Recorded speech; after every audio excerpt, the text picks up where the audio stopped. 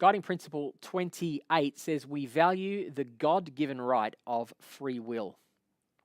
When God created Adam and Eve in the garden, he gave them free will right at that point. And God has never taken away that freedom of will. It was necessary, in fact, to have free will in order to be able to choose to love. If we weren't able to choose love, then it would not really be love.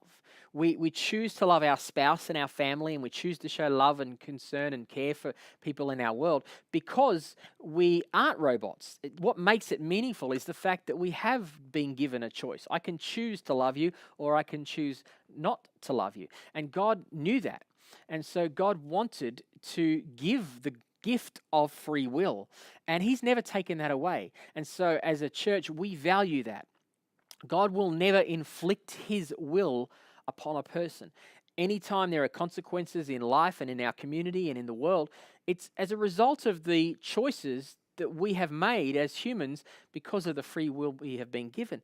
And some people think, well, that's very callous of God. Why did he give us free will in the first place? And really, that's what I just said. It would not really be love if we didn't have the choice not to choose to love God. In fact, the definition of abuse is a violation of another person's will. So when a person inflicts their will upon another person, that's abusive behavior. Whether that is a husband to a wife to a husband, a pastor to a person in a church, an abuser sexually abusing a person, or whatever it might be, that is by definition the infliction of one person's will upon another. And so in the context of church, we value free will. That means we have a standard by which we live. We have these guiding principles. We have our vision statement and our mission statement. And we have the direction that we are going as a church. And we don't say every person has to do it our way. People are free to choose. What it means is we have an understanding that this is our choice. This is the direction we have. We're not going to violate a person's free will. People are free to choose whether they want to be a part of what we're doing or not. And we're not down on people if they don't. We recognize that we can't possibly be what everybody needs us to be. Not everybody's going to agree with us as a church, with us as individuals in life. Not everyone's going to agree with your perspective on life. And that's okay. We don't enforce our will upon people. We are gracious toward people. We allow them that freedom of free will.